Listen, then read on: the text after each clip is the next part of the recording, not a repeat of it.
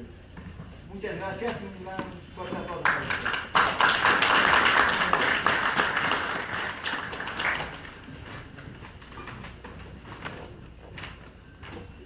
Como segundo número tenemos a los comentaristas de la presentación de la obra Mi Militancia, al hermano Orson Flores Choque. Él viene desde Tacna, Perú.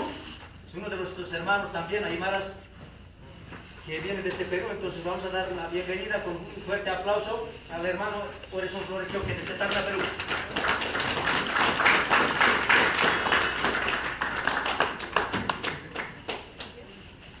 Hermanos y hermanas, buenas noches.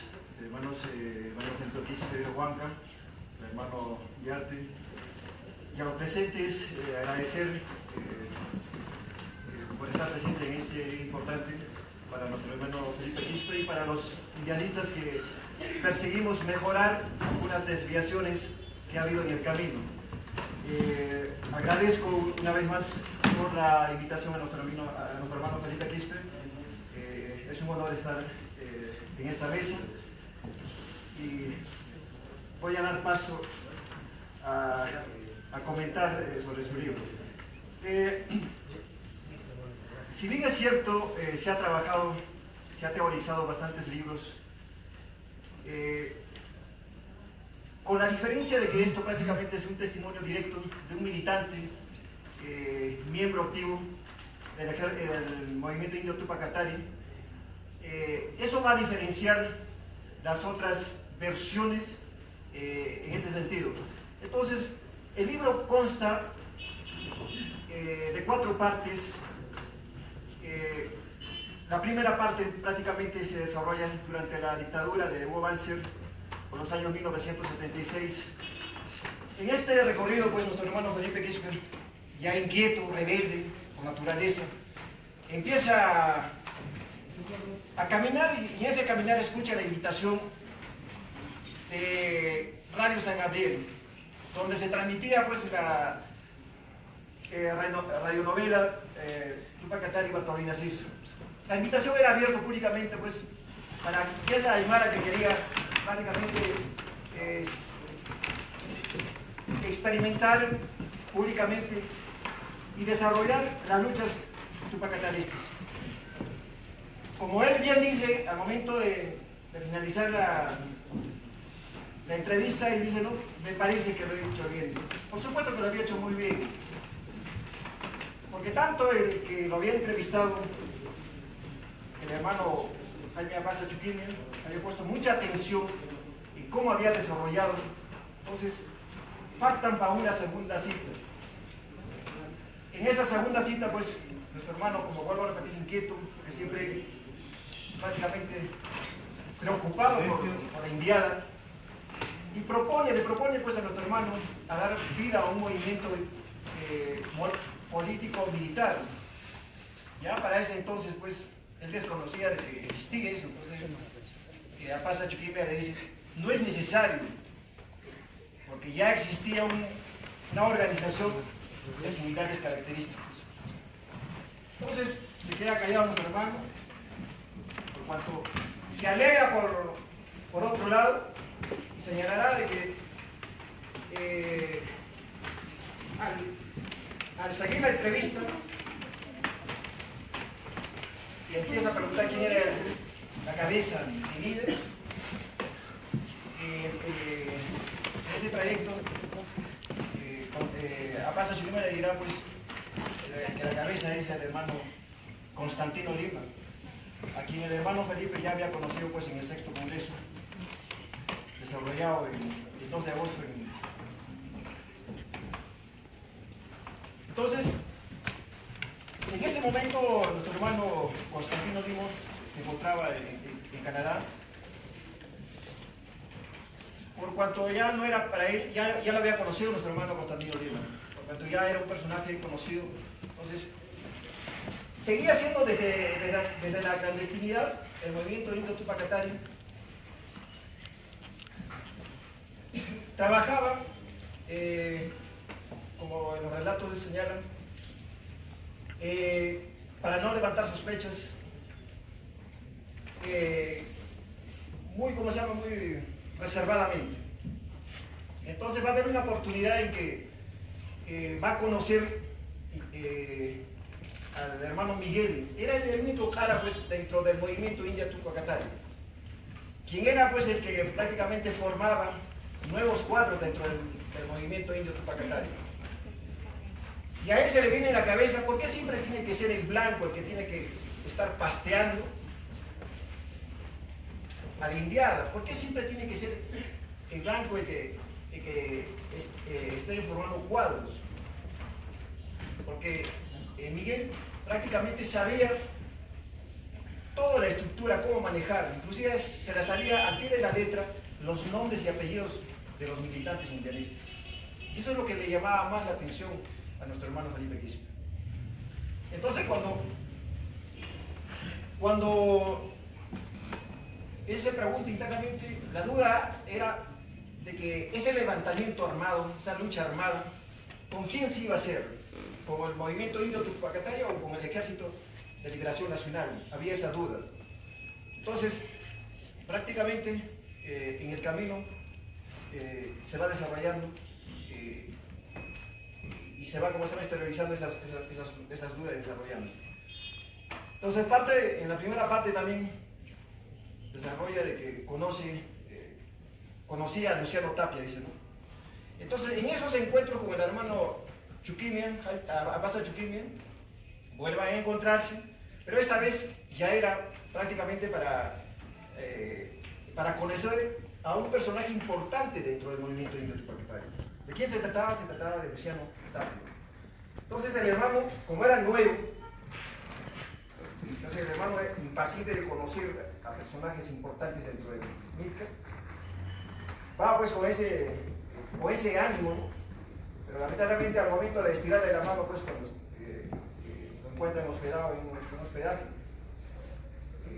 dice, ¿no?, pensé tocar la mano pues de un agricultor que ara la tierra, pues.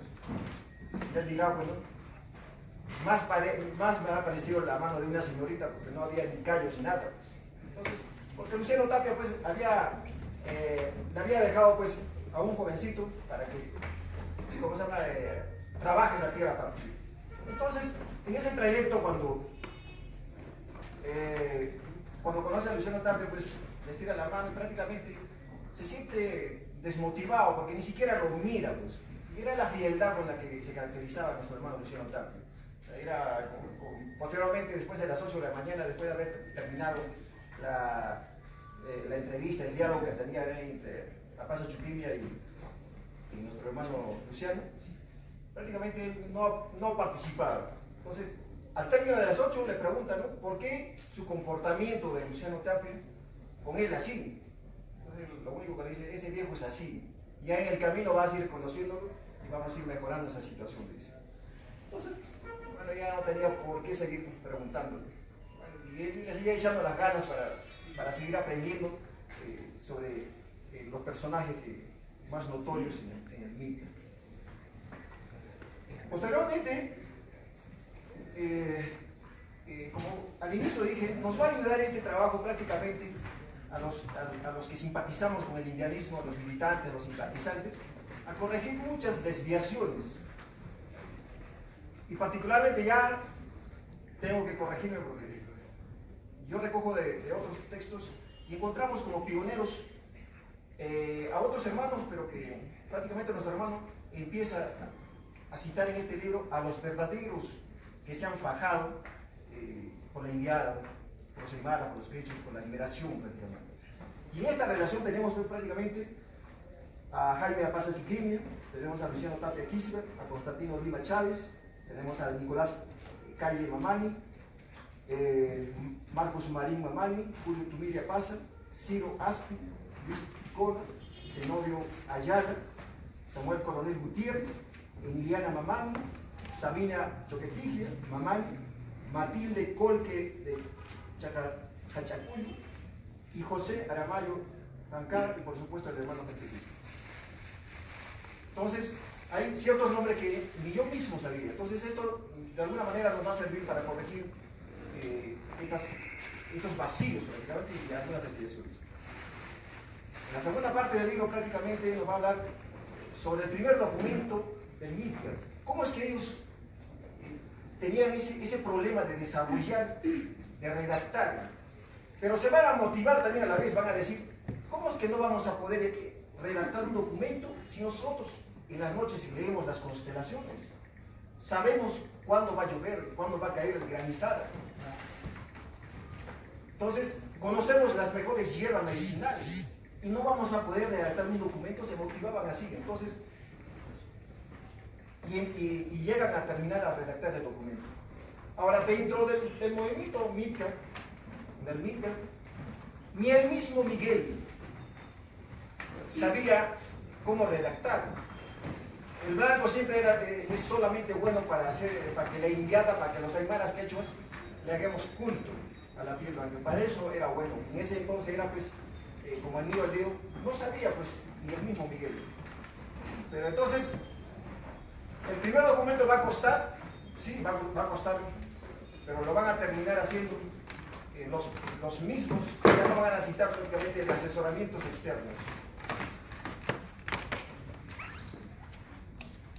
Dentro de la militancia, hay un momento de la militancia ocasionales, habla, el CIPCA, que es el Centro de Investigación y Promoción del Campesinado, quien a cargo también Radio San Gabriel, en ese momento estaba dirigido por Javier Algo. En ese tiempo prácticamente lanzan una convocatoria para hacer un concurso de poesía.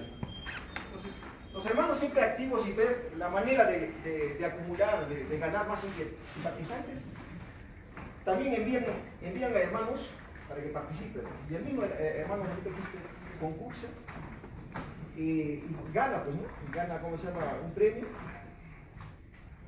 Y al momento de recoger los premios, aprovecha prácticamente el hermano Jaime Pasa Chiquiño para hacer una reunión y aprovechar ese momento. Pero los hermanos que los habían reunido en esta misma, así como estamos, pensaban de que iban a haber pues prácticamente un embotellamiento, un emborrachamiento. No se preguntaban en qué momento eso iba a decirles prácticamente los que habían convocado. Y hay un momento que dice, ¿no? Dice, ¿saben qué? Vamos a romper prácticamente, si están pensando que hemos venido para bailar o para disfrutar o para alcoholizarnos, ahora es momento de poder trabajar por nuestra gente. Prácticamente lanzará un discurso a Paz de Chiquina donde dirá, pues, a partir de este momento no permitiremos más abusos sobre los aymaras quechuas. Lucharemos para que en derechos seamos iguales, sin opresores ni oprimidos.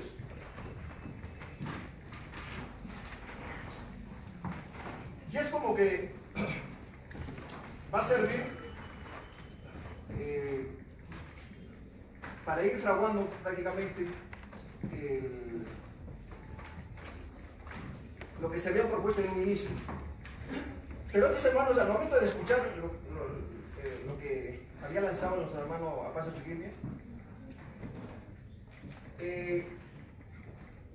son prácticamente seducidos por el discurso del momento y dirán, bueno, van a apostar por eso. Y por eso muy bien los titula el hermano, van a ser solamente indianistas de ocasión, más no de vocación. Porque en el camino, en el trayecto prácticamente, irán retirándose, irán traicionando, y eso va a costar porque prácticamente, como en una parte del libro dice, porque los que encabezaban esto no se habían preocupado en hacerles ese lavado cerebral con ese detergente que se llama el indianismo.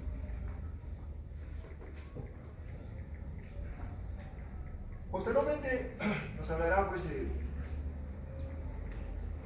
del juramento que los integrantes del MITCA hacen, y van cambiando la forma de hacer el juramento, la forma que siempre se hace, ¿no? Ellos prácticamente lo hacen pues a lo más nuestro. Y eso no lo encontramos teorizado prácticamente. Y eso va a ayudar más adelante. Y de repente otros ya prácticamente de algunas experiencias muy, ¿cómo se llama?, personales y de fuentes orales, se va interiorizando, ¿no? Entonces, el juramento se da pues muy a lo nuestro. Van a tener un aguayo negro, donde van a poner prácticamente una piedra y un revólver ahí. Entonces cada integrante va a ir juramentando por el MITCA, y así sucesivamente, ¿no? Entonces, pero hay uno que se va a resistir, ya ustedes imaginarán quién. El cara que estaba pues dentro de la indiada. Él se va a resistir a decir, como estaba pues acostumbrado, y como viene prácticamente desde otra concepción, para él es algo raro el estar besando una piedra o el revólver. Entonces, por la presión del Consejo de Malthus, prácticamente él va a aceptar juramentar, pero más no va a besar pues la piedra. Va a agarrar el revólver y lo va a besar. Entonces, es en esa forma como que vamos viendo de que quienes en el camino prácticamente van actuando y con su accionar prácticamente también van a ir al final filtrándose quienes se van a ir quedando. En la tercera parte del libro nos refiere nuestro hermano sobre la genealogía del catarismo. El 2 de agosto de 1971 prácticamente en Potosí se lleva a cabo el 6º Congreso organizado por la Confederación Nacional de Trabajadores Campesinos de Bolivia, en honor prácticamente a los 196, en homenaje al indio, al Día del Indio. Y en este evento prácticamente UCAPO, que es la Unión de Campesinos Pobres, va a lanzar va a denunciar públicamente señalando de que ese congreso estaba prácticamente manejado por las fuerzas militares, por el aparato represor del Estado colonial. En representación de la paz va a ir prácticamente los militantes del Partido Indio de Bolivia, de Fausto Reina. Ellos son los que van a llevar los peores momentos en este congreso, porque van a ser prácticamente reprimidos por UCAPO, que prácticamente UCAPO era pues de corte maoísta, una organización de maoísta, lo que siempre inclusive lleva la guerra popular, el típico frase, ¿no? Entonces, ahí los que van a les va a costar prácticamente los militantes de Fausto Reina con el Partido Indio de Bolivia.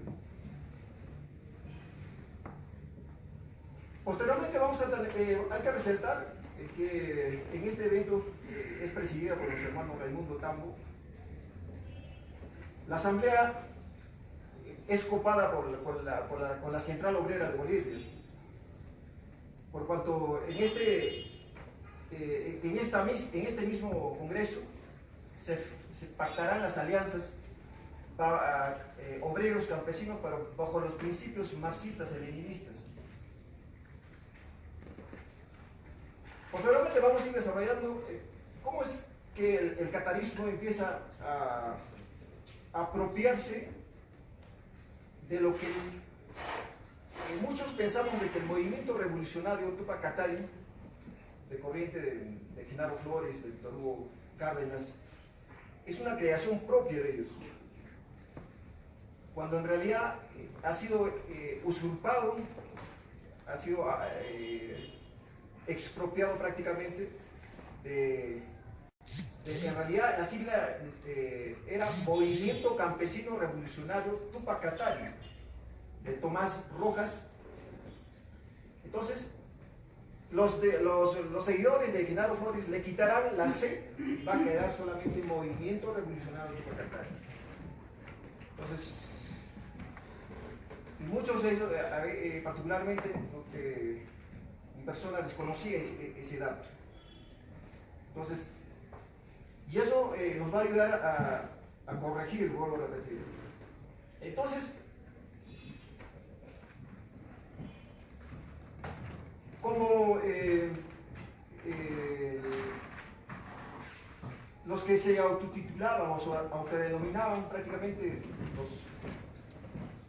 los ideólogos del catalanismo, como Víctor Hugo Cárdenas y Mancabeo Chile,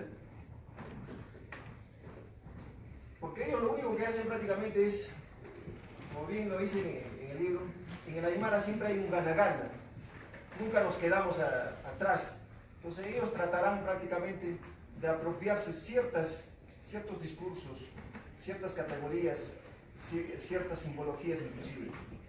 En algún momento ellos, si levantaban el nombre de Tupac Katari, en la Confederación Nacional de Trabajadores Campesinos, Tupac Katari ya se había ganado para el membrete de que se use el término de Tupac Katari. Va a haber un momento en que ellos ni siquiera lo defienden, se quedan mutis, callados, y si fueran verdaderos catalanistas hubieran pues levantado su voz de protesta. Y es así como que van sacándole provecho cuando está, vamos a usar esta palabra, cuando está de moda algo, ellos empiezan prácticamente a usar ese discurso, esa simbología, pero para sacarle provecho particular. Posteriormente, quiero también dejar en claro que el movimiento revolucionario campesino Tupac Katari era de Tomás Santos Rojas.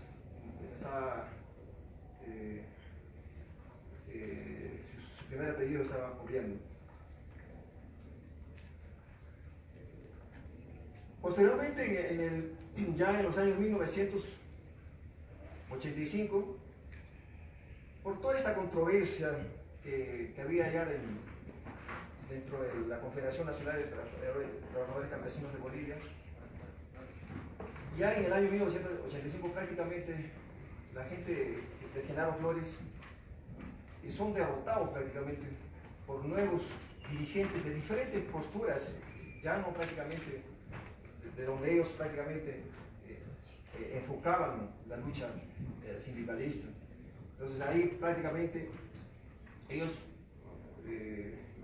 para esto prácticamente ellos, en su momento cuando era pues un fuerte, tenían prácticamente un aparato represor denominado los locos.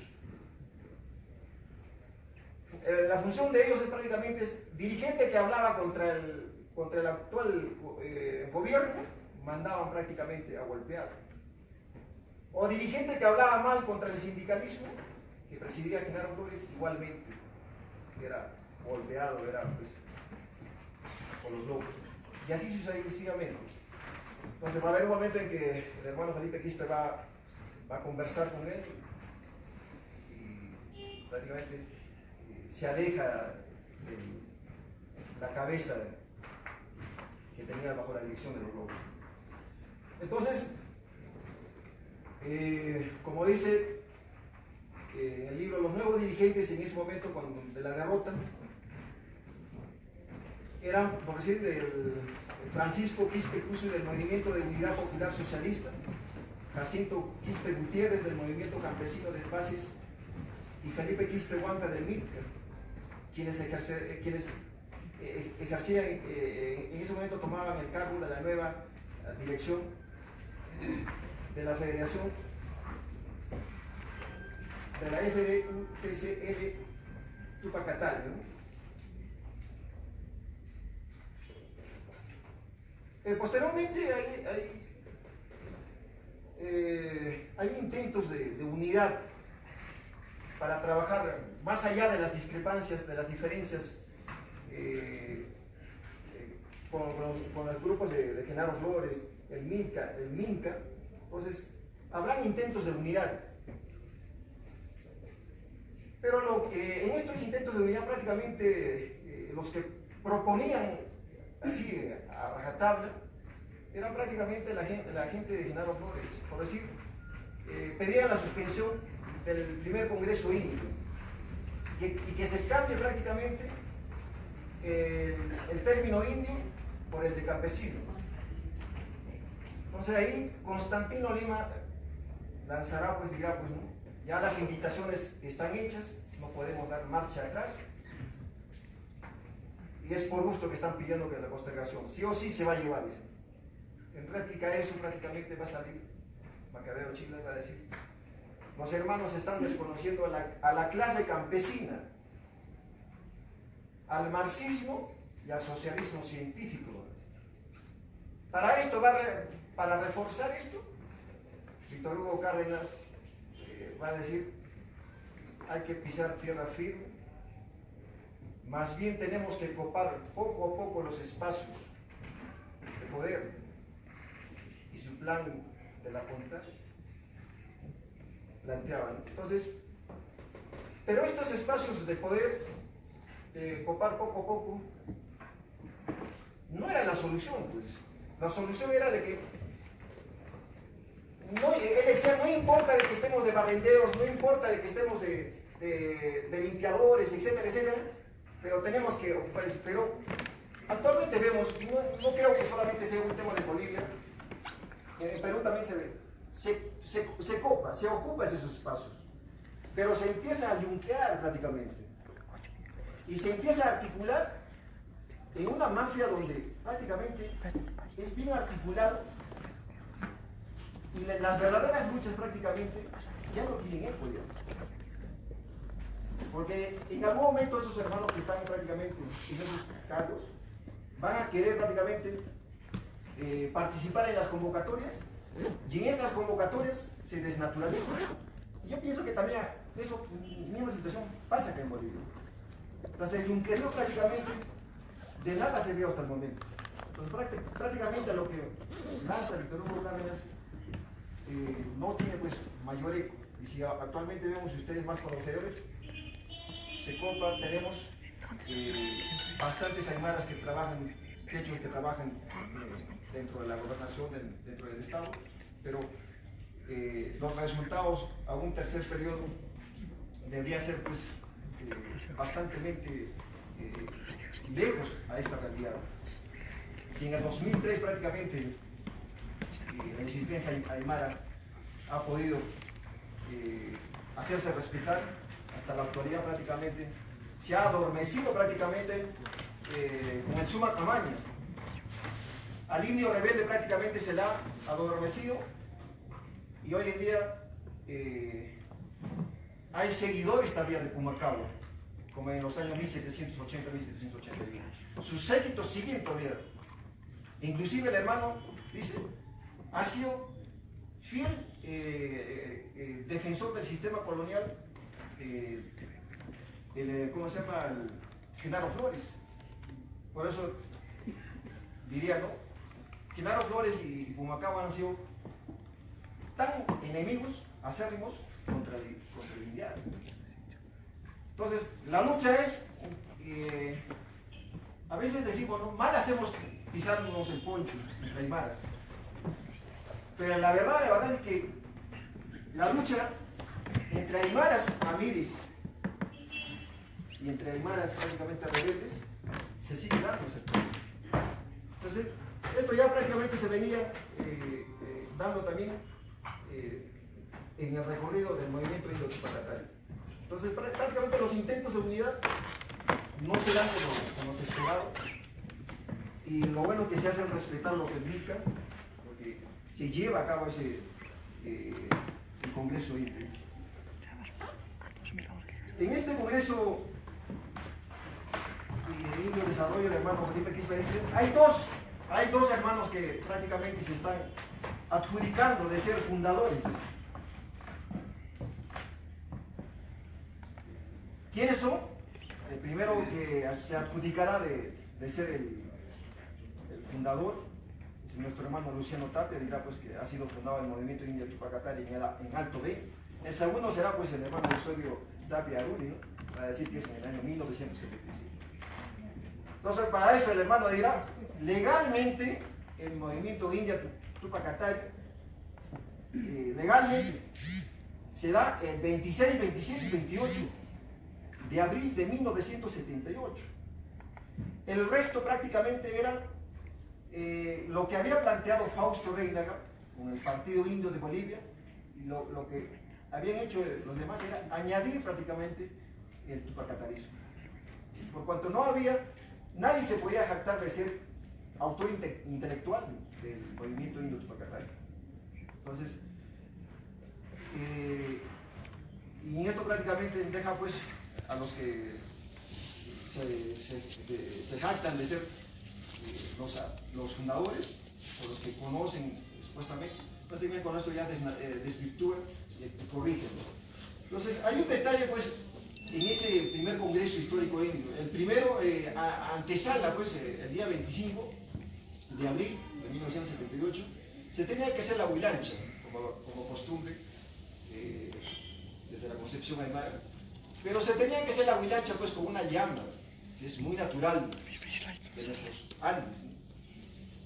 Pero la persona que se había encargado había conseguido una vaca. Y ahora, eso era pues, en aymara decimos, ese es guati, ¿no? Ese es mala suerte, mal agüero, pues. Cuando lo cortan encima, había estado pues, había habido pues un feto, era cacho encima. O sea, doblemente pues, hecha pues. Y tal vez por lo que el hermano Luciano Tapia era pues un poquito así, más amestizado, como dicen, una vez que ha llegado al Congreso, el poncho lo había tirado a un rincón y ya estaba prácticamente pues como mistificada, como cara y vestida. Tal vez Concepción venía por esos lados en este error pues, craso, ¿no? de haber comprado una vaca. Porque la vaca, hasta en nuestros sueños prácticamente es pues pollo. Entonces, no era pues nada natural ni nada auténtico nuestro. Y eso es lo que pasa, ¿no? Entonces, en este congreso también muchos renunciarán a movimientos, a partidos caras, para inscribirse formalmente, a ser militantes del movimiento indio Tupac Amaru.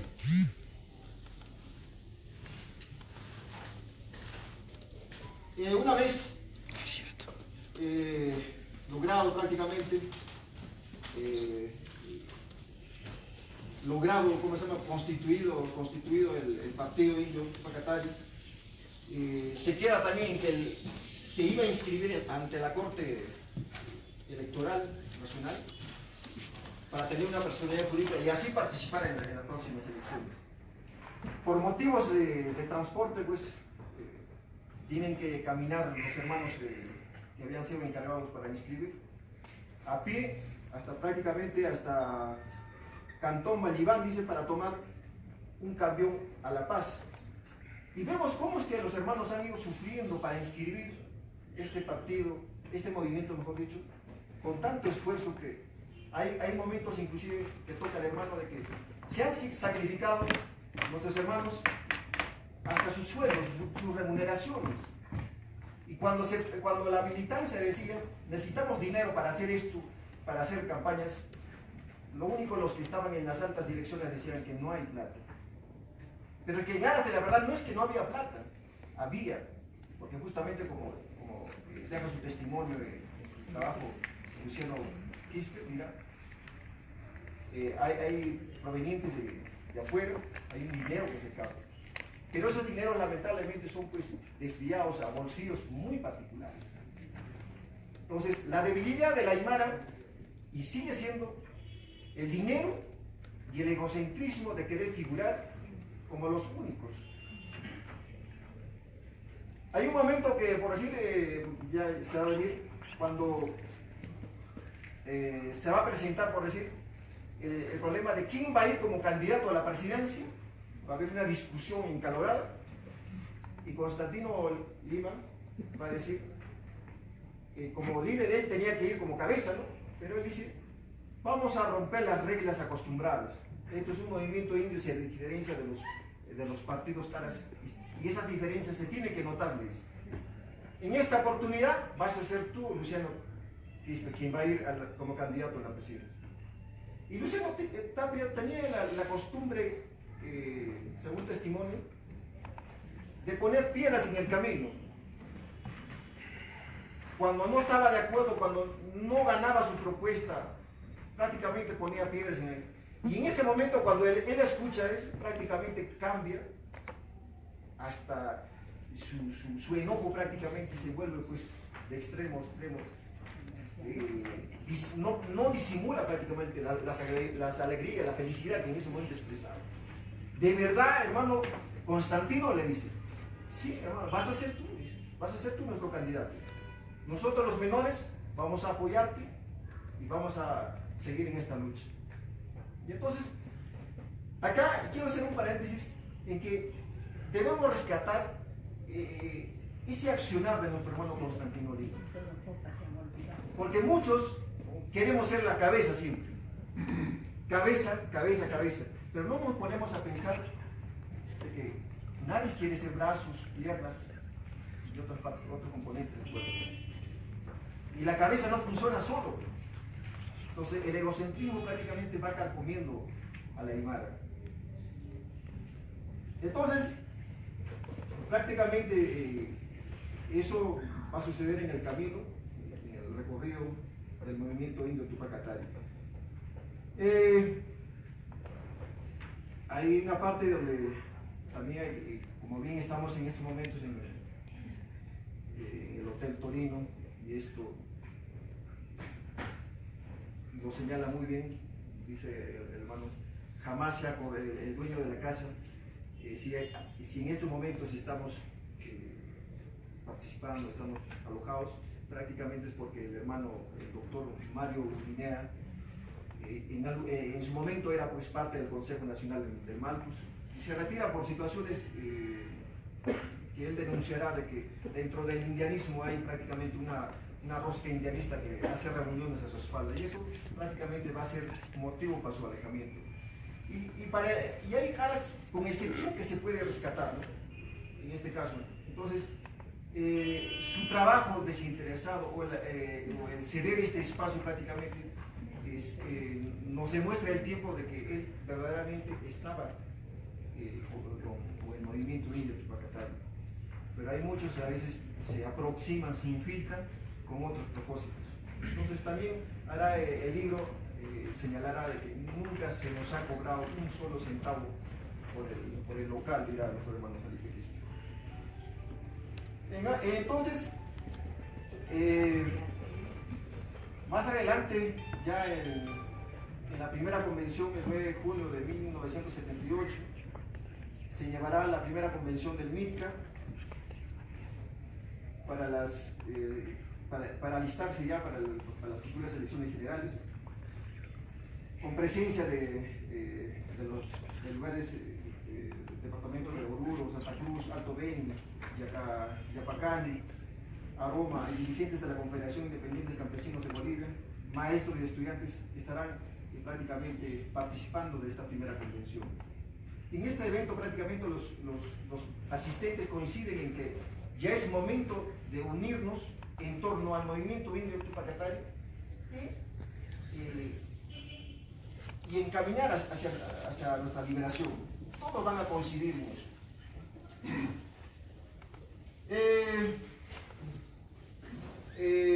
También dentro del Consejo de Malthus se tenía que presentar, en esa primera convención se tenía que presentar prácticamente la fórmula para la presidencial y la vicepresidencial.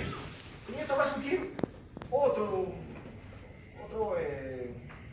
otra discusión prácticamente.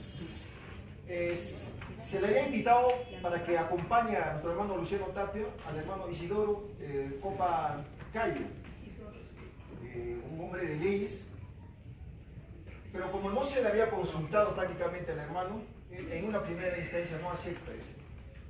En ese momento escucha también Luciano Tapia y todo su ira, su cólera, direccionará contra nuestro hermano Constantino. Le dirá, pues, eres el responsable de haber elegido mal a la persona que me va a acompañar. ¿Cómo es posible? Pero le van a dar un tiempo razonable al doctor Isidoro Copacay y va a terminar prácticamente aceptando. Ahora, faltaba pues, todo abogado generalmente está pues al saco y al corbata, el doctor no había traído su indumentaria autóctona. Era otro problema que había que resolver en ese momento.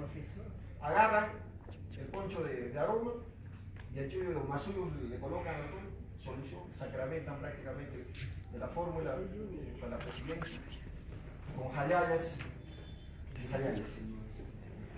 Entonces, posteriormente se viene la segunda convención donde se va a discutir prácticamente el complemento de Luciano Tapia. ¿Quién lo va a acompañar? En este caso era, como ya lo había señalado, el hermano Isidoro prácticamente lo acepta eventualmente para resolver prácticamente la primera convención. Entonces, ya en la segunda convención seguía habiendo ese vacío, entonces por eso que en la segunda convención solamente se va a tratar el tema de resolver quién es el que lo va a acompañar a Luciano Tapia. En este caso va a ser el hermano Eusebio Vélez, de habla quechua, y los militantes le va a parecer pues magnífica la fórmula. Aymara más Quichua, el complemento ideal. Entonces, pero lo curioso es que el hermano Vélez en las campañas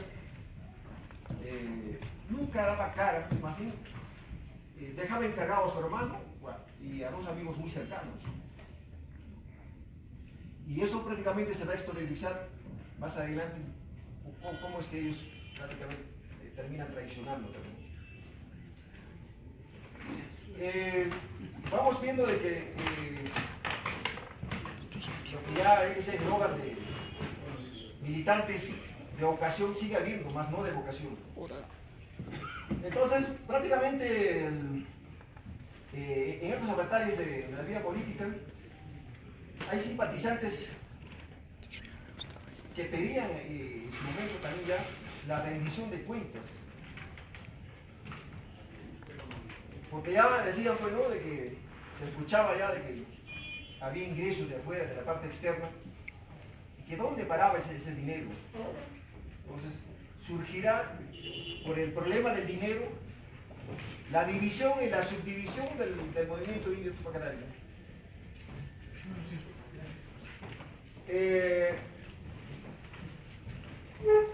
No hay prácticamente el mal presagio o lo que había prácticamente al momento de, ¿cómo se llama?, de la vaca, del guati. Entonces más adelante va a haber un momento en que también otros hermanos dirán, en vano estamos tratando de unir, el Minca se va a partir en pedazos.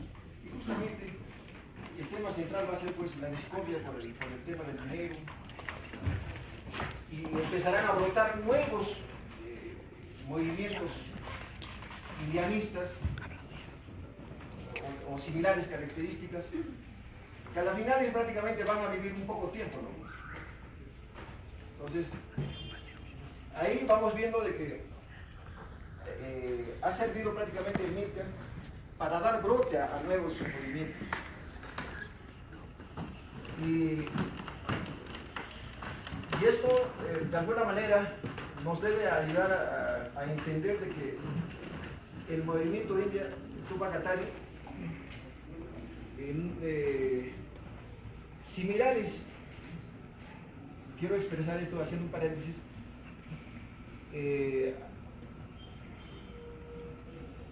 comentar lo que ha pasado, por decir, en Tacna con el movimiento Aymara Quechua Amazonense. Ha pasado exactamente lo mismo de acá. Como vuelvo a señalar, prácticamente ahí se peleaban prácticamente por ser la cabeza también. Nadie quería ser los brazos, todos querían ser cabeza. Y va a haber también un fraccionamiento ahí.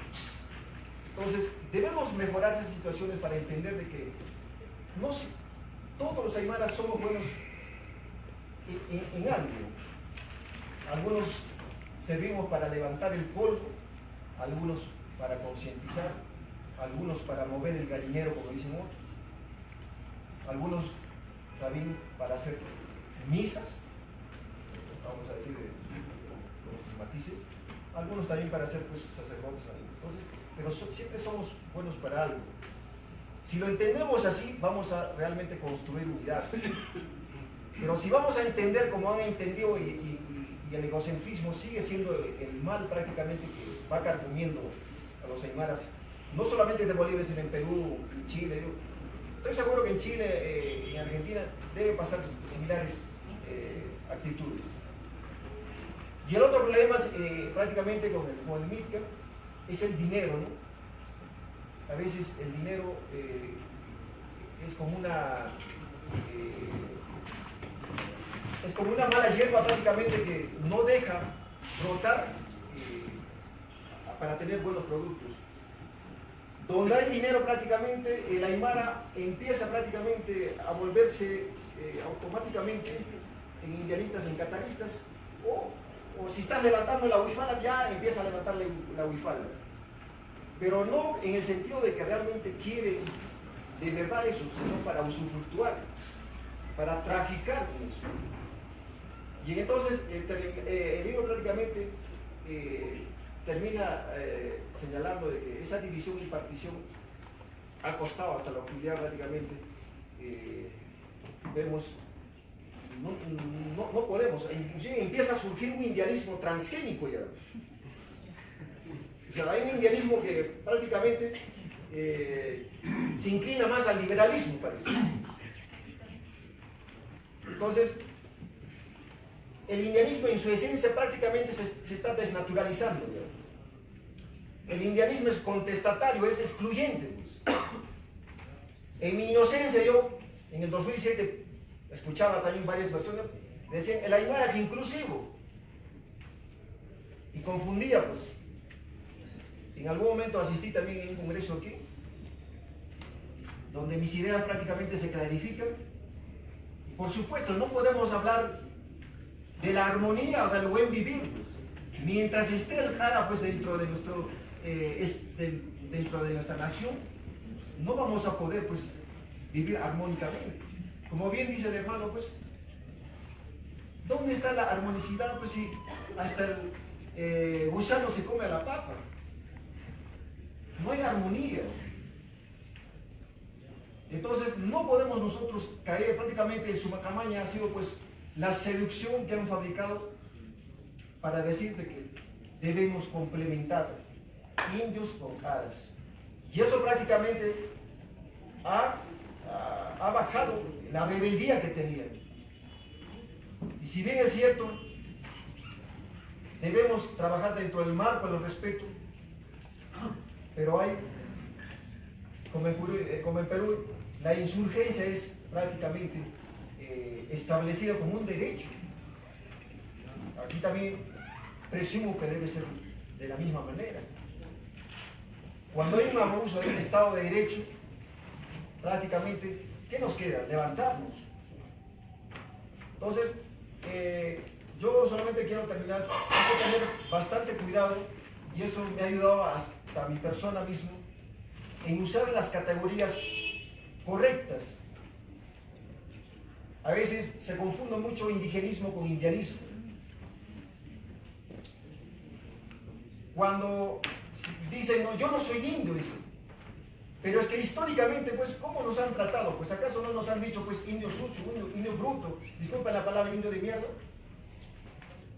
Hasta ahorita, en esta vida, en esta etapa republicana, se sigue camufladamente, ahora se nos dice indígenas. Y prácticamente, eso es un desvío. Pues. Entonces, ahora, muchos se enronchan cuando dicen, yo no soy indio, pues indio está en la India. Pero esto ha servido prácticamente, pues, si no hubiera sido por esto, yo hago callar en Perú prácticamente diciendo, porque ellos cuestionan al tema del indio.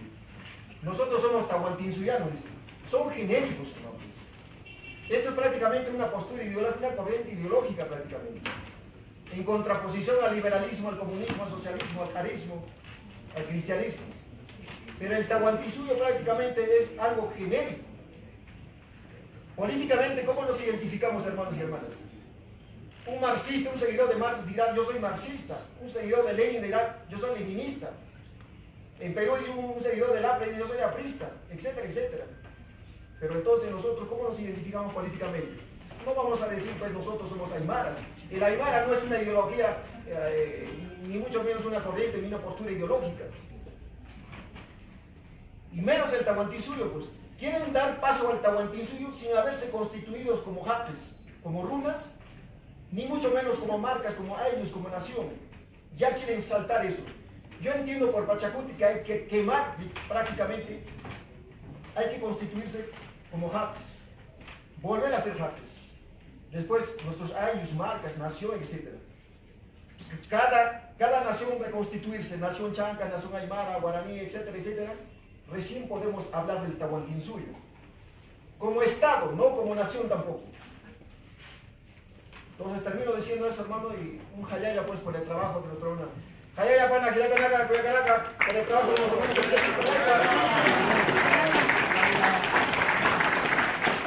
Ese es el comentario de nuestro hermano Orezón Florencio, que en este Tacna, Perú.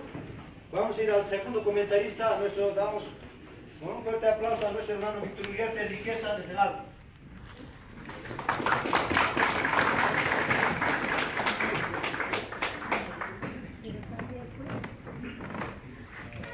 Pachanza, acá rumana, ¿no? Y tapena que me haya pasado, ¿no? Se casa, acá hilata, yupe quispe, pa, mapanca, kerpe, y está ahí, ¿no? Se casa, wali askiwa, musi señala kiwa, una teja, mapan que cañaja, wali pachata kiwa, wali amuitas bolanya da kiwa, ¿no? Porque eso es jaraquía, jamai. A ver, hermanos, yo generalmente hablo en aymara, pero que la situación yo creo que me coacciona en exponer de manera breve, ¿no?, en un idioma y una cultura impuesta hacia mía, y no es mío, la cultura. El idioma es parte de la cultura, en tanto y cuanto estoy sometido por un idioma que estoy hablando en este momento, por eso castellano. Castellano de manera sarcástica. Bien, quiero comenzar diciendo lo siguiente. Pues un aplauso para el hermano Felipe Quispe antes.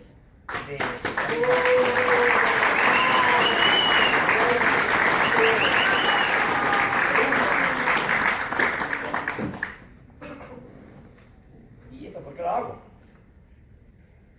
Está de moda, ¿no? Claro, la política, el indio también pues ha aprendido su política. Ha aprendido a distinguir las ideologías. El indio ha sabido reconocer, identificar las demagogias políticas, ideológicas. Y hermano Felipe Quispe, como decía mi antecesor, y este ya viene a ser el sexto para mí, creo, el libro de su propiedad de autor intelectual. Y ese producto, este libro, que titula Mi militancia, del hermano Felipe Quispe Huanca, entre paréntesis el mágico, ¿no?, se ha escrito en la cárcel. Ha escrito en la cárcel, y muy importante acá, las teorías políticas, no solo acá, no solo por estas tierras, en estas tierras, sino también en otros espacios territoriales, occidentales, ¿no? Nacieron las grandes teorías políticas en las cárceles. Los grandes hombres teóricos de la teoría política, engendraron teorías políticas en las cárceles.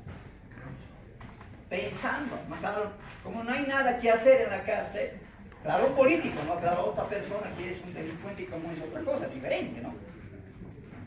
Bien, entonces, aquí me pide por favor un tiempo de 5 minutos, ¿no? Todavía yo creo que fine.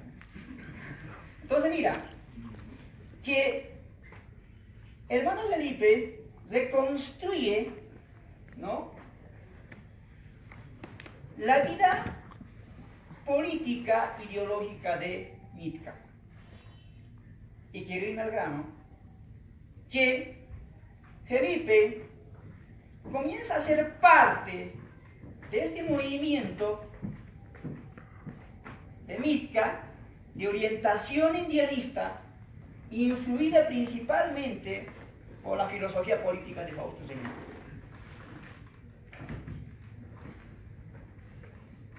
Entonces, Felipe es parte, forma parte de Mitka, ¿no?, como uno de los también interesados, ¿no?, un indianista, un catarista, ¿no?, que tiene el objetivo principal, la finalidad última. ¿Cuál es la reconquista del poder político? La reconquista del poder político del indio, perdido el año 1533, en manos de los españoles.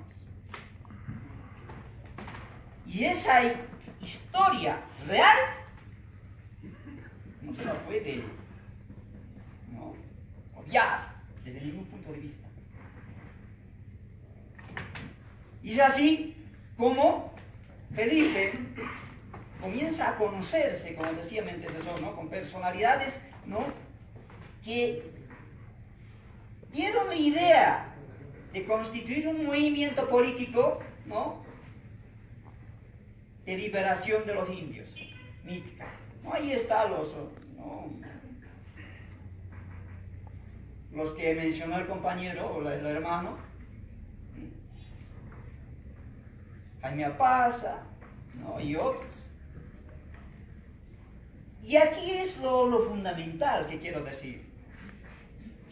Y estos hombres indianistas, ¿no?, que luchan por la causa india,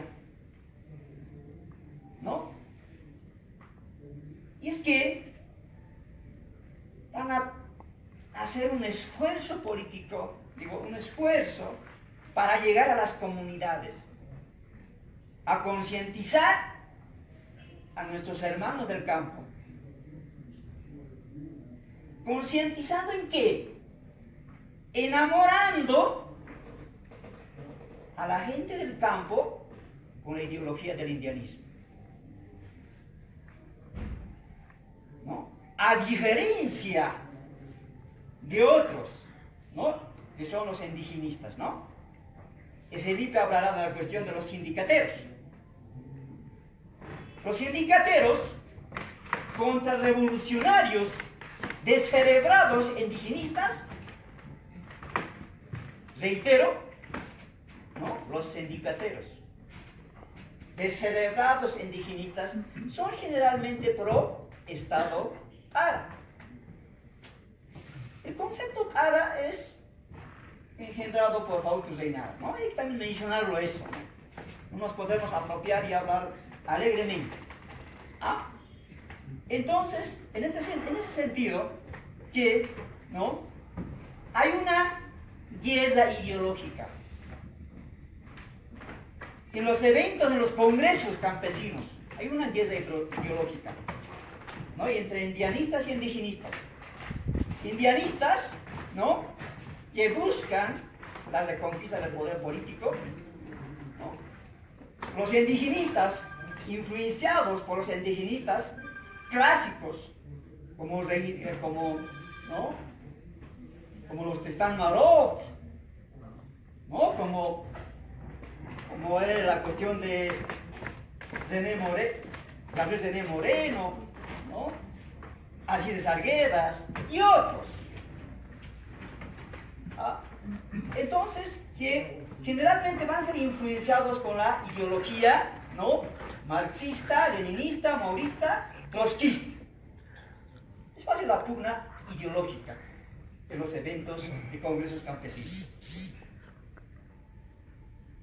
Y frente a eso, los indianistas, ¿no?, luchan, ¿no?, a brazo torcido para imponerse, para sobreponerse ideológicamente en los congresos.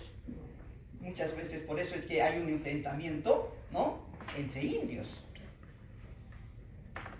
Indios contra indios. O que Fausto diría, ¿no?, en una parte de su libro de la Revolución India, el indio es el peor enemigo del indio. Y eso se da, ¿no?, se confirma. Bien, pero aquí hay una cosa que quiero resaltar, ¿no? Cuando dice Felipe que los sindicateros, ¿no?, generalmente se alían con los partidos tradicionales. Puede ser el MNS, MNSI, el MIR, UCS, CONDEPA, y hoy día con el MAS.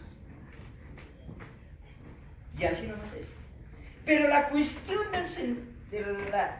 del pongueaje político, ¿no?, de constituir a los mercenarios sindicateros en las comunidades, lamentablemente ese es un engendro del MNS. Puede venir de más allá.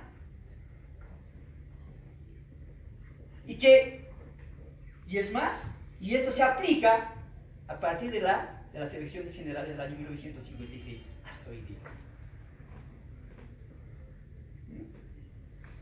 Y es así que hay una pugna política por el poder. Los indianistas queriendo reconquistar el poder político, los indigenistas ideologizados, envenenados con las ideologías ya mencionadas, ¿no?, defienden el viejo orden social colonial republicano. Y eso pervive hasta hoy en día. Y es más, y este tipo de trabajos que hacen, son pocos los indios que escriben. Como al principio decía, que cuesta, ¿no?, engendrar un libro, ¿no? Pero me alegra si y nunca había estado ahí, en el Banco Central nunca, alguien me puede hacer una calumnia, es decir, tú estabas en tal presentación del libro de los masistas en el hotel, mejor dicho, en el Banco Central. Ayer nomás había una presentación de un libro, de un disque doctorado, todos, ¿no? Y recientemente ha muerto un sociólogo, ¿no?, brasilero ¿no? Si ellos hacen el trabajo intelectual, el indio también hace. Y aquí tenemos el Felipe Quispe que está haciendo, que está teorizando, ¿no?, que está desarrollando, ¿no?, la teoría política. Eso es lo más importante, hermanos. Bien, entonces, y aquí hay que aclarar una cosa muy importante. ¿Quién engendra a los indianistas rebeldes? El propio Estado opresor. El propio Estado opresor racista engendra a los indios rebeldes. ¿Y quién engendra a los indigenistas? Esas ONGs. Las ONGs son los actores principales, instituciones formadores de líderes dóciles, ¿no?, que están conformes con el viejo sistema político. Ahí están las ONGs, y un caso mencionó, ¿no?, la cuestión de Sitka, ¿no?, a la cabeza del cura Javier Albó. Y ellos, mira, ¿por qué el indio no puede? Y todavía muchas veces, ¿no?, yo me pregunto, ¿por qué el indio no puede? También el indio puede ser objeto de estudio. ¿Por qué el blanco siempre tiene como objeto de estudio al indio? El cura, ¿no?, creo que tiene varios libros escritos al indio, le han convertido como objeto de estudio. Esto lo estudian, ¿no?, sociólogos, politólogos, psicólogos, y todo. Entonces, con más derecho nosotros debemos investigar nuestra realidad. Y por eso es que es muy importante este libro, leerla. Y lamentablemente, y estos sindicateros se brindan, ¿no? Un grupo de choques, ¿no? Con los mercenarios. Es una cultura política, ¿no? ¿No? Una receta política, podemos decir, de Maquiavelo, ¿no? ¿No? ¿Qué es preferible? ¿Ser temido o amado? Temido. La política es eso. El honesto no sirve, no es político. El político debe ser temido y no amado. Lo más factible, lo más objetivo. Bien, como yo dije que iba a ser breve, y el Congreso, es cierto, ¿no? Y ahí Felipe explica, muestra con objetividad, ¿no? Cuándo se constituye, se establece, se funda el movimiento indio Tupac Katari, ¿no?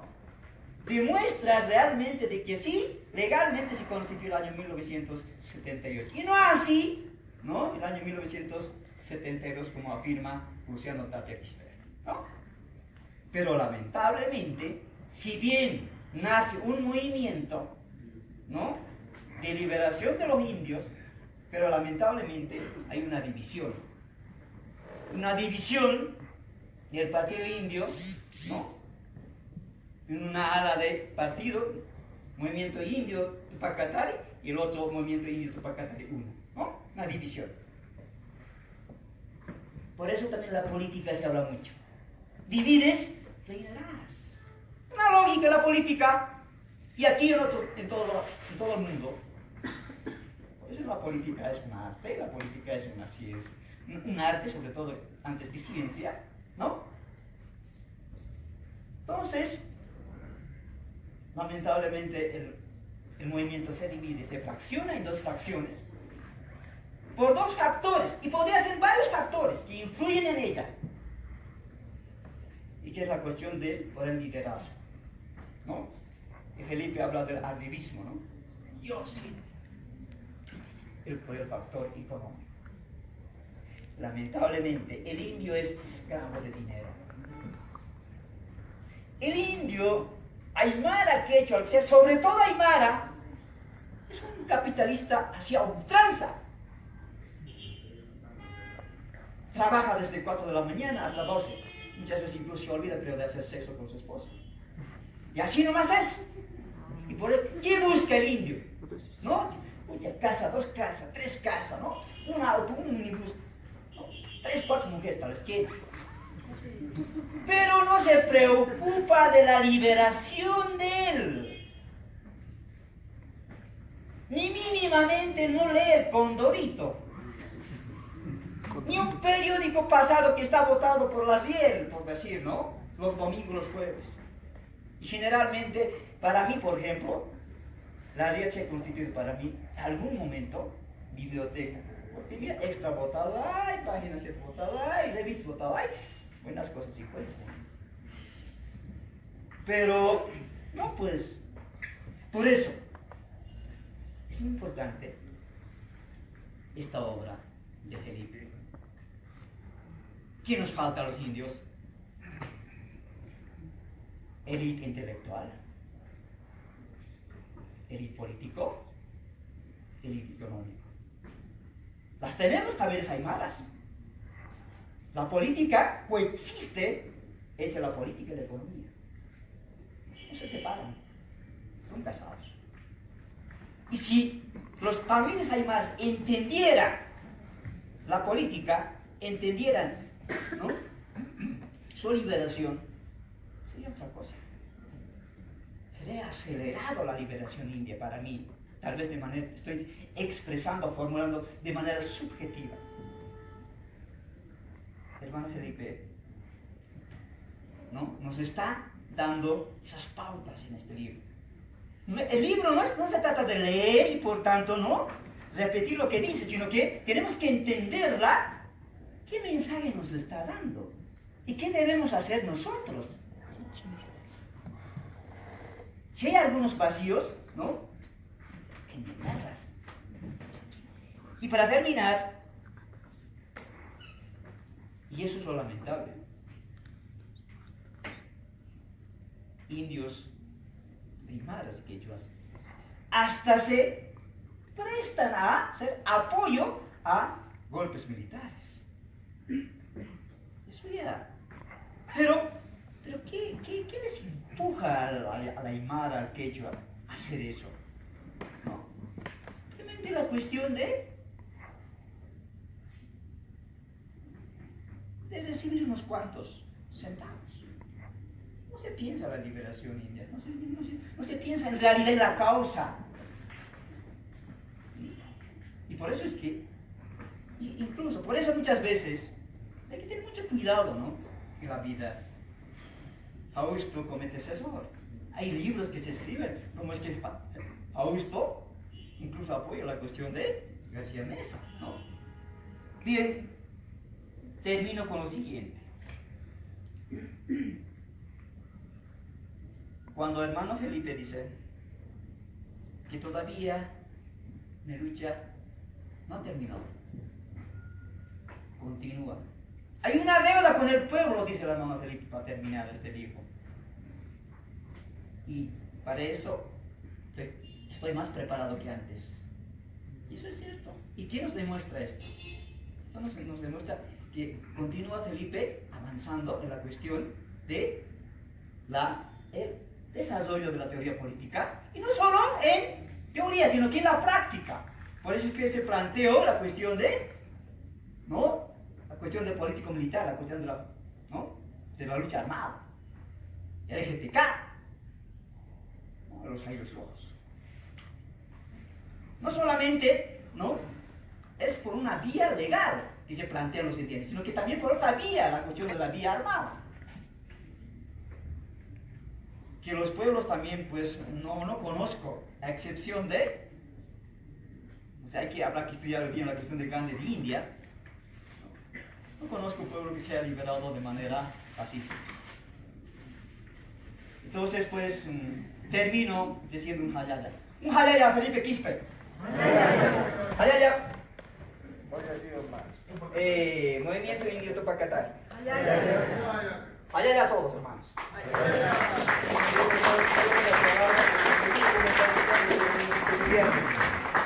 Obras del autor Tupacatari vive y vuelve carajo, el indio en escena, mi captura, caída de Igoni, mi militancia. Para terminar esta presentación vamos a dar las palabras del autor, el hermano Felipe Quispe Huanque Maipu. Damos un fuerte aplauso, hermanos y hermanas.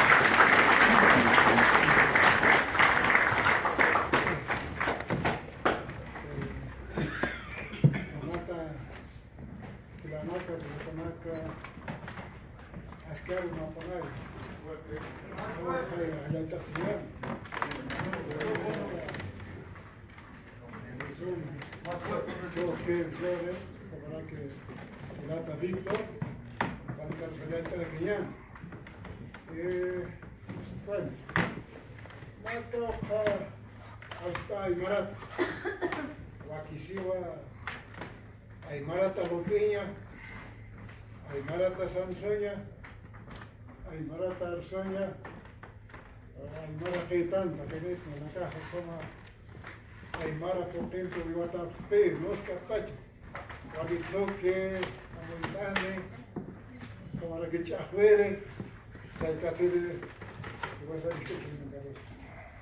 vamos a hablar en español. El español que trajeron es un maldito idioma, pero hemos aprendido a chaporrear también. Pues, ¿no? El motivo que me ha imposible escribir este libro fue el libro de Luciano Tapia Quispe. Yo estaba preso en el Panóptico Nacional por el alzamiento armado del año 1992. 93 más o menos ha llegado el borrador de este libro. O sea que un libro como este, de Luciano Tapia. Pero yo no estaba de acuerdo con lo que escribía él, porque yo he sido testigo.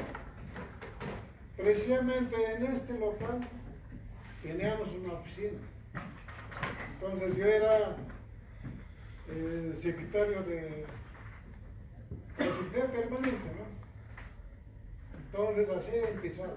Pero en este libro estoy contando de cómo he sido político. Porque este era el primer papelito multicolor o multisigno, ¿no? En esa época era lo más mi papelito, con ese participaba. Pero yo he aprendido a hacer política en el cuartel. Yo era soldado, el año 1963. Estaba un año, 64, ¿no? Porque ahí había un oficial, Aurelio Torres. Él trajo un pequeño folleto. Y ese folleto él leído, eso era un folleto anticomunista, ¿no? Entonces ahí decía, van a matar a los viejos, ya, porque mi padre era viejo, como digo.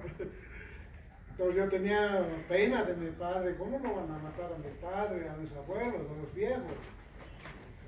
Y eso me ha infiltrado hasta la mierda. Y otro que decía, nos van a quitar nuestras tierras que tenemos en el campo. También me ha tocado al fondo. Y finalmente nos decía que vamos a vestir de gancocho, como en la Unión Soviética, en China, en Cuba, en Hungría, en muchos países socialistas que había en esa época, ¿no? De ahí he empezado a pensar. Cuando me han licenciado el año 1964, tuve que buscar libros usados aquí en el Pérez Velasco. Encontré el manifiesto del Partido Comunista, no de Bolivia, sino que escrito por el Marx del año 1948. Comencé a leer parte por parte, pero ya no he encontrado que lo van a matar a mi padre, que nos van a quitar nuestras tierras. No había tal cosa, sino que era nomás una mentira y me estaban ganando para hacer impulso revolucionario, ¿no? De ahí empezaron. Y luego había gente, paisanos que ya habían militado en el Ejército de Liberación Nacional. Entonces, precisamente ellos me han ganado. Historia hay, mucho tiempo. Pero no sabíamos quién era nuestro contacto, porque los contactos eran totalmente clandestinos. Yo no sabía, solamente llegaban los panfletos de ELN, nada más. Pero sabíamos pintar los tres. Hemos sido células de 3 personas, nada más. 1971 cae la Emilia. Era una alemana que había sido del ELN. Desde ese día se rompe el contacto. O sea que ya no estamos conectados a la organización madre. Recién yo me he dado cuenta que ese era nuestro contacto. O sea que esa mujer, eso me había dejado pues un kiosco que teníamos en el cementerio, en la plena esquina. Ahí hacíamos política nosotros. Y como andábamos así sueltos lo más grave, porque nuestro compañero, el responsable, ha caído a la cárcel en el año 1971, en la época de Banzer, nos quedamos dos. El avión Quispe, el Bernabé Querca ya estaba adentro. Bueno, yo iba a la Federación de la Paz, hablaba con los dirigentes, y los dirigentes me dijeron, no, ocúltate, están buscando a todos los comunistas, te van a matar, carajo, pierdas esta hombresía. Luego pierna Santa Cruz, el año 1971, 72, 73, bueno, estuve por ahí. Y cuando he regresado de Santa Cruz, escuché a la radio San Gabriel. y hablaba de Tupac Katari. Pero mientras ya había leído un pequeño librito de Fausto Rinaga, el Partido Indio de Bolivia. Pero eso era mirarse del espejo. Ahí me he dado cuenta que la lucha de clases no era la respuesta clara, ¿no? O sea, que no era nuestra. Y también he sacado conclusión que en nuestro país el obrero es el indio, ¿no? Donde sea, ellos trabajan. Pero el empresario es un gringo, un blanco siempre. No es como en Europa el obrero es blanco, el empresario no es blanco, ¿no es cierto? Allá hay pues lucha de clases, aquí no, es diferente, hay lucha racial. Entonces, bueno, pues yo fui a la radio, como estaba hablando el hermano Orezón. Parece que hablaba bien en la radio San Gabriel, programa CITCA, Centro de Investigación y Promoción del Campesinado, dirigía el cura Javier Almor. Entonces, el que me ha entrevistado me dice, a ver, dígame bien, ¿me puedes reconocer? Bueno, yo soy psicólogo, ¿no? Yo de una mirada conocí antes. Sí, hermano, ya, nos veremos a las 8 horas. Ah, no, a las 18 horas. No puedes ver el cementerio. Bueno, yo espero a la hora exacta. Él llega más o menos atrasado, unos 5 minutos. Comenzamos a hablar toda la noche casi. Creo que más de 4 horas. Ya era tarde, pero yo no sentía ni cansancio, nada. Pero así caminando nos hemos hablado. Bueno, finalmente, bueno, pues ya ellos ya habían tenido el movimiento indio Tupac Katari. Yo era nuevo, ya me habían aceptado, ya lo acepté. De lleno, ¿no? Quería ser militante. Pero primero yo planteaba hacer la lucha armada. No, eso no todavía, porque hay el contenido del documento, aquí está en el anexo, ustedes van a ver. Ahí también habla de la lucha armada. Pero sin embargo ya no han cumplido eso. Y así he incursionado en el movimiento indio Tupac Katari. Ahí poco a poco voy conociendo a mucha gente. Pero yo era novato. Yo era bisuño, en otras palabras. Yo no sabía nada. Yo era un soldado. Yo admiraba mucho a Jaime Apaza Chuquibia. Yo era su soldado. Él me mandaba, yo cumplía. Pero en esa época yo tenía una hermosa mujer. Una mujer también que era política, sabía la lucha. Y cuando hemos fundado el movimiento en que Katari también estuvo ella. Entonces ella decía, no, es a trabajar, que hay plata, por lo menos hay otro pasaje, hay merienda, no, yo no sabía traficar. No, yo cuidaba mi virginidad política. No sabía nada, pero aprendía. Y así poco a poco nos estaba entrando, finalmente, bueno, yo he visto ahí adentro cómo entre ellos comenzaron a pelear para dirigir este movimiento indio Tupac Katari de aquella época. Eso está plasmado en este libro. Peleaban casi permanentemente porque querían ser históricos, querían ser líderes, el fundador del movimiento de Tupac Katari. Pero no hacían nada, ningún trabajo político, eran los parásitos. Nosotros sí hemos aprendido a hacer política, concienciar a la gente, caminar bajo el frío, el calor, la lluvia, la granizada. Hemos estado dando vueltas por las comunidades, tuvimos que viajar como ganado humano, hay ratos a pie, hablar con nuestra gente, en Aymara. Pero así poco a poco hemos avanzado, porque también la represión era fuerte.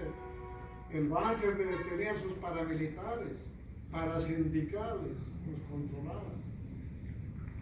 Hemos logrado salir a la luz pública el año 1978 y participamos en las elecciones. Ha habido golpe de Estado, nuevamente participamos. También había pelea de los dirigentes, ¿no? E inclusive había traiciones, gente que se vendía a lado de la dictadura militar, gente que hacía su propia organización. El año 1990 más o menos ya salimos con acciones de hecho, como el ejército guerrillero Pachapay. Bueno, eso es otra historia, yo sé que ya estoy empezando a escribir también. Voy a dejar un testimonio para las nuevas generaciones. Y cuando salimos, ¿no?, a la luz pública, todos esos grupitos que había se han perdido hasta hoy. Pero ahora nuevamente lo veo hacer grupitos por allá, por aquí, hay Jamil Aymaras, por acá, hay Nacional Aymaras, de todo, ¿no? Pero yo sé que si hay un movimiento serio, todo se va a desaparecer. Es que no hay una estructura. No supieron trabajar así de base, sino simplemente de encima, no de arriba. Eso ha pasado aquellos años. Bueno, hermanos, ahora viene otros 500 años. Viene la muerte del Inca Atahualpa, en 1533. Viene la llegada de Francisco Pizarro. También está en este libro. Seguramente ustedes van a leer. ¿Qué hay que hacer? ¿Qué respuesta hay que dar? Nos toca a nosotros, a los viejos, a los jóvenes, a todos, porque no podemos continuar. Y ese mismo pensamiento que teníamos antes, es por eso que hemos hecho pues un movimiento político. Pero este movimiento político ha sido efímero, pasajero, ha perecido en el camino. No era una estructura fuerte, aunque ideológicamente hemos cantado bien, ha calado en las comunidades.